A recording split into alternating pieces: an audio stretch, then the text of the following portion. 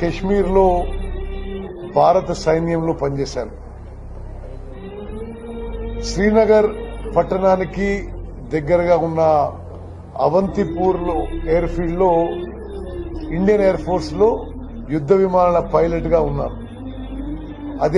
అదేవిధంగా లే లదాఖ్ లో పనిచేశాను. సిహెచ్ఎన్ గ్లేషియర్ ఆపరేషన్స్ లో పనిచేశాను.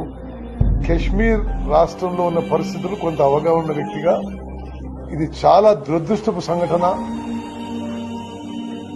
నిజంగా ఈ హత్యలు చేసిన